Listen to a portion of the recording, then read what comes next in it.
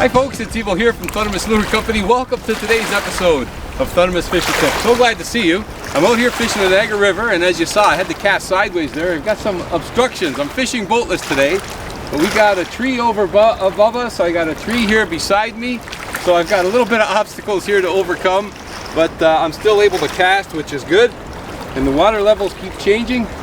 But today, folks, I'm out here looking for trout, and I'm running the stingeye spinner. And I decided to go with the black right now, but I might change up with the gold. The sun is out, the black's got a nice silver blade to it, but the water's a little murky, and the black is good with those darker conditions. So I thought I would open up with the black. Otherwise I'm going to go with the gold or the silver. Actually, even the silver, the gold or the chartreuse, I think. A little bit of brightness because of this murky water. But we're going to see what we're looking for. There's rainbows, there's browns, there's lake trout. Hopefully I can get into a fish or two. It's a beautiful morning. So glad you could join me. There we go, folks. That's a nice hookup. Okay, let me tell you what's happened here. The conditions have changed. I'm getting more cloud than I am sun. So, as the conditions change, I change. So I snapped on a gold stingeye. Of course, I'm running the size 4 because I'm fishing the Niagara River. And you have both depth and current to contend with. So that's why I'm running the size 4. And I went with the gold because of the condition change. Like I say, more cloud than sun. Oh, I've got it nice. I can't even tell. It looks like a steelhead. Yep, it's a nice steelhead, folks. Okay. Let's see if I got my net here handy. I'm running 10-pound test mono. I'm running straight mono today. This one is really banged up. Wow. He's really banged up and bruised up. Wow. That's a nice steely though. Look how long he is. Oh, he just shook the hook too. Beautiful. Makes it easy. I'm going to keep him in the water, and I'm going to take myself a quick photo, and I'm going to show you this fish. It's a real nice long steelhead. Look how long that fish is. Really long fish, and he's marked up. Look at the marks on him. So that could be from brushing up against the rocks and such. But you know what? These fish will recover, and he will do just fine because I'm going to release him. Oh wow, there he goes, full of energy. When he goes.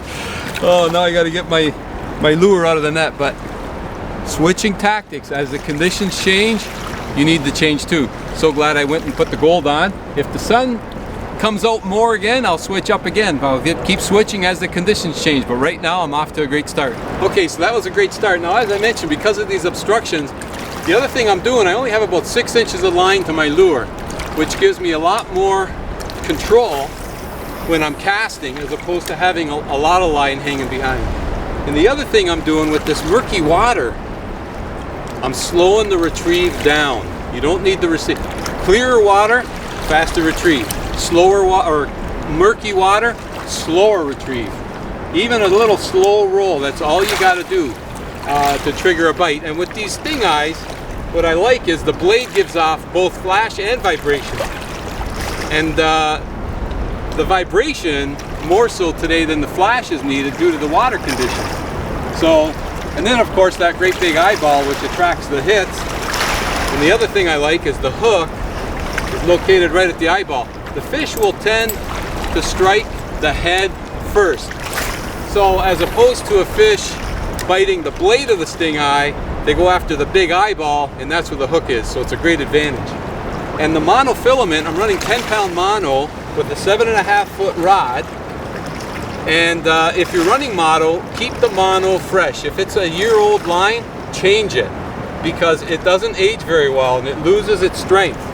So keep your monofilament line fresh and you'll do much better, and hopefully I'm going to do much better and get myself into another fish. Oh, that one hit way out there. And that's the advantage with a little bit of a longer rod, folks. I'm able to cast it out further and gain that extra distance. Now he took a jump, so I'm going to say this is a steelhead, not a lake trout. What a nice hit. Oh, am I loving this, folks.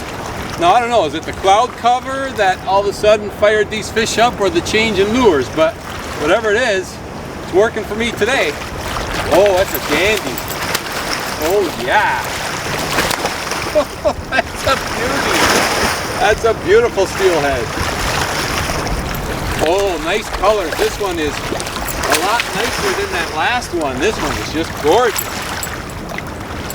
Oh yeah. Another nice fish, folks. Look at that. Okay, let's get that hook off. I'm going to keep in the water because we're going to release this fish. Take that hook out and we'll get him right back in there again. But this one is a beauty. Okay, there we go. Look at that. That's a beautiful, that's just a nice Niagara River steelhead right there. Beautiful fish. Gave me a beautiful hit and a beautiful fight. And as a result, we're going to have a nice little release. See you later, Mr. Steelhead. Wow. Well, you know what, folks? Water conditions, changing weather conditions. Be flexible.